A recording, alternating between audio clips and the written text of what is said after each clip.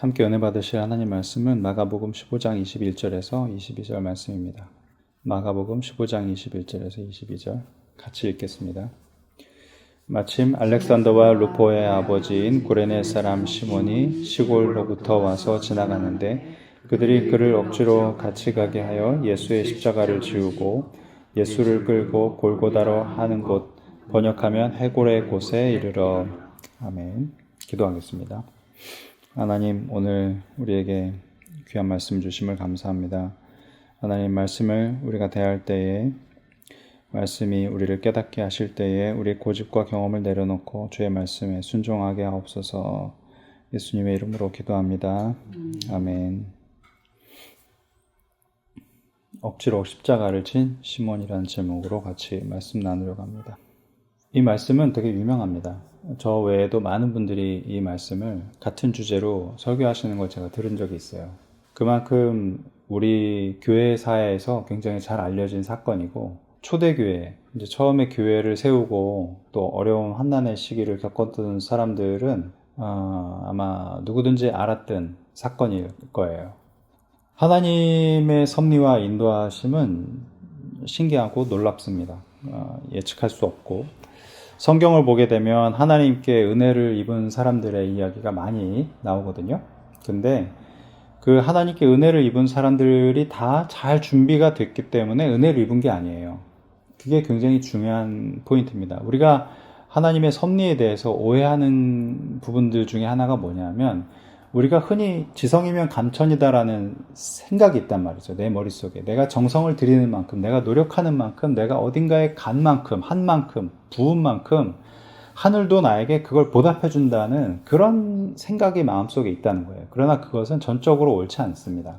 어떤 부분에서는 그 부분이 동의될 수도 있겠지만, 성경을 살펴보시게 되면 자연스럽게 제가 그걸 설명하지 않아도 꼭 그렇지 않다는 것을 아시게 될 거예요. 오늘 이 시몬의 이야기가 아주 거기에 딱 들어맞습니다. 그들 모두가 다 준비된 사람이 아니었다는 거예요. 하나님께 은혜를 입은 사람들이, 하나님께 쓰임받은 사람이, 하나님께서 어떤 일에 그를 부으시고 보내시고 한 그들이 다 준비됐기 때문에 그 일에 참여하거나 쓰임받았다는 게 아니라는 거죠. 쉽게 말해서 그들의 겉 행동과 속 마음가짐이 모두 정직하고 바르고 준수하고 하나님 보시기에 온전했기 때문에 복을 받은 게 아니라는 거예요.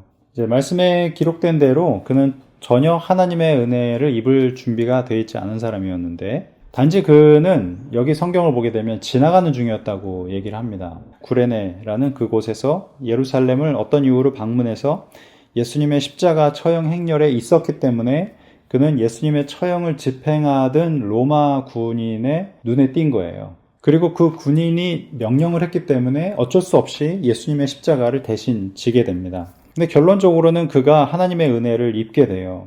이 구레네 사람 시몬의 이야기가 우리에게 주는 도전이 굉장히 분명합니다. 왜냐하면 이 구레네 사람 시몬의 마음가짐이나 우리의 마음가짐이나 사실 매한 가지거든요.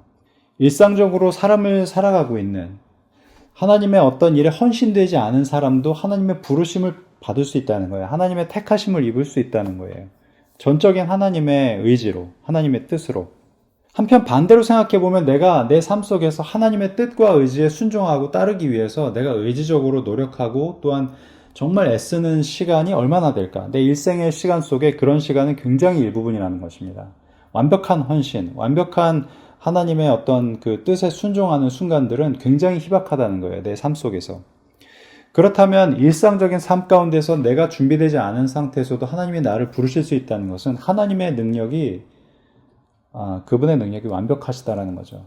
하나님의 가지고 계시는 능력은 나의 형편없음도 충분히 쓰실 수 있다라는 것입니다. 하나님을 믿으라는 거예요. 내가 그렇다면 하나님의 쓰임받는 사람으로서, 방관하는 사람으로서 그냥 멍하게 아무 목적의식 없이 인생을 살아가도 되느냐? 그런 걸 이 말씀을 통해서 우리가 나누고자 하는 게 아닙니다. 하나님이 어떤 분이신지를 깨닫자는 거예요. 그런데 이 시몬의 이야기를 우리가 보면 첫 시작은 그에게 이랬지만 시몬의 삶이 그 다음에 더 나은 단계로 나아갔다는 것을 알 수가 있어요. 우리 읽어볼까요? 주제 첫 번째. 시작. 억지로 시작한 순종에도 은혜가 있는가? 억지로 시작하는 순종에도 은혜가 있는가? 여기 말씀을 보게 되면 그들이 그를 억지로 같이 가게 하여 예수의 십자가를 지우고 이렇게 성경은 기록하고 있거든요. 저는 여기서 제일 중요한 단어가 억지로라는 단어라고 생각합니다. 억지로. 여기에 우리가 두 가지를 좀 전제해야 될 게 있는데, 먼저 십자가 처형을 받는 사람은 자기가 매달릴 십자가를 직접 형장으로 들고 가야 됩니다. 둘째는 이 십자가가 고난과 수치와 죽음의 상징이라는 거예요. 원래 십자가의 의미가 그런 의미거든요. 죽음과 고난과 수치의 상징이에요. 왜냐하면 십자가형을 언도받았다는 것은 제일 극악무도한 죄인들에게 내려지는 형벌이고, 또 명예롭게 죽지 못하게 만든 제도거든요. 이 십자가는 굉장히 수치스럽게 죽음을 당하는 이 두 가지 전제가 있어요. 근데 저의 어린 시절을 생각해 보면 사실 자발적으로 즐겁고 기쁘게 어떤 교회를 가거나 또한 교회에서 뭔가를 예를 들면 캠프를 한다든지 집회를 한다든지 모임을 한다든지 했을 때 그렇게 제가 자발적으로 기쁘게 막 가본 기억이 많지 않았던 것 같아요. 저는 순전히 어머님이 억지로 저를 이제 가라고 해서 갔던 기억이 훨씬 더 많거든요. 근데 저도 나이가 좀 들고 나서는 저도 재미가 있어서 가기도 했지만 그때도 다른 이유로 간 적이 많아요. 마음에 드는 사람이 있어서, 또는 재밌는 게임을 해서 간 적도 있고, 즐겁고 자발적으로 갔던 기억이 많지 않은데, 이런 모습이 참 성숙하지가 못하단 말이죠. 근데 우리가 뭔가를 억지로 해야 된다면, 하기 싫은데 억지로 해야 된다면 전혀 기쁘지가 않아요. 시간도 아깝고, 또 재능도 아깝고, 더군다나 그게 나를 위한 게 아니라 다른 사람을 위한 거라면 더더욱더 그렇습니다. 내가 왜 여기에 시간을 써야 하나, 이런 생각까지 들 수가 있죠.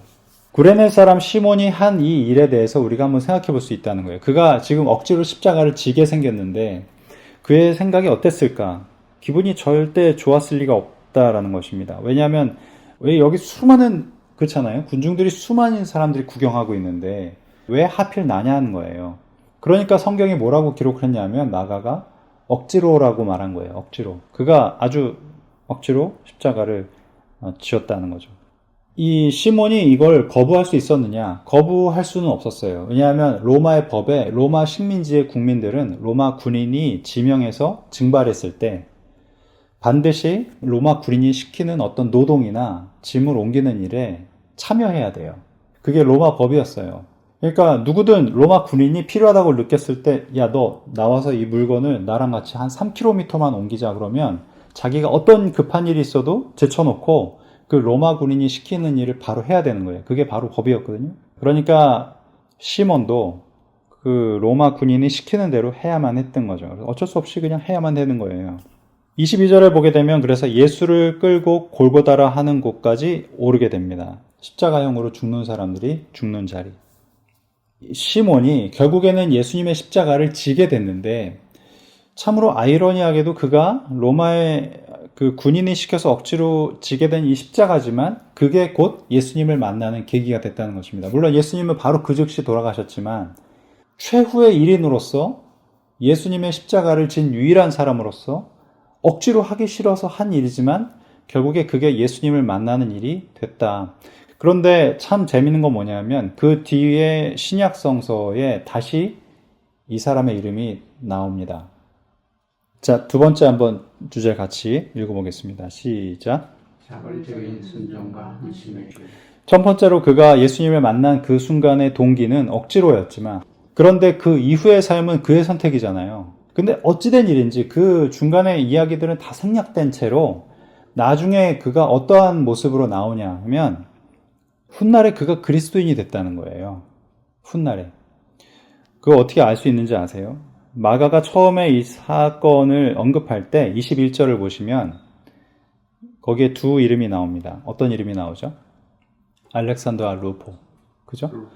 알렉산더와 루포의 아버지인 구레네 사람 시몬. 보통은 거꾸로 얘기해요. 누구누구의 아들 시몬 이렇게 얘기하는 게 원래 유대식 표현이에요. 여기 거꾸로 돼 있죠? 왜 그렇게 됐을까요? 초대교회의 모든 성도들이 알렉산더와 루포를 알고 있었다는 거예요. 마가가 이 기록을 하고 있을 때. 자, 시몬이 십자가를 지을 때 사람들이 알렉산더와 루포를 알았을까요? 몰랐을까요? 알 수가 없죠. 어디서 갑자기 군중에서 튀어나와가지고 십자가를 갑자기 지은 사람인데 그 사람의 아들이 누군지 어떻게 알아요? 그런데 마가가 사복음서인 마가복음을 기록할 때는 알렉산더와 루포가 이미 모든 그리스도인들에게 알려져 있었다는 거예요. 누구로? 예수님의 마지막 십자가를 지었던 사람의 아들로. 알렉산더와 루포 그리고 시몬은 가족입니다. 그리고 나중에 이 뒤에 보면은 이제 아내도 나와요. 그러면 누구죠? 시몬, 아내, 알렉산더와 루포 네 가족인데 이 네 가족이 초대 교회에 로마 교회를 섬기고 있었다는 것을 알 수가 있어요. 뒤에 우리가 한번 말씀을 한번 찾아보려고 하는데 로마서 16장 13절을 한번 같이 찾아보겠습니다. 로마서 16장 13절. 로마서 16장 13절 보이세요? 같이 읽어볼까요? 로마서 16장 13절 시작. 주 안에서 택하심을 입은 루포와 그 어머니에게 문안하라. 그 어머니는 곧 내 어머니니라. 한 번 더 읽겠습니다. 주 안에서 택하심을 입은 루포와 그 어머니에게 문안하라. 그 어머니는 곧 내 어머니니라. 시몬이 처음에 예수님을 만난 것은 억지로 예수님의 십자가를 진 사건, 그 하나의 사건뿐이었지만 하나님께서는 그 이후에 그의 삶을 더 나은 곳으로 인도해 주셨다는 거예요.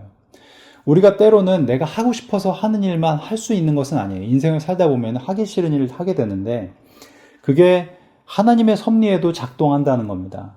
하나님께서 우리에게 말씀에 순종하라고 하십니다. 성경을 보게 되면 나에게 그런 어떤 원수를 용서하라라든지 사랑하라라든지 내가 할 수 없는 일들을 내가 해야 한다고 말씀하실 때가 있어요. 하고 싶지 않아요. 근데 시몬이 십자가를 억지로 진 것처럼 그걸 억지로 했을 때 내 마음속에 그게 자발적으로 이루어지지 않아서 완전하게 아름답게 보이진 않아도 하나님은 그걸 통해서 우리를 더 좋은 자리로 이끄실 수 있다는 것입니다.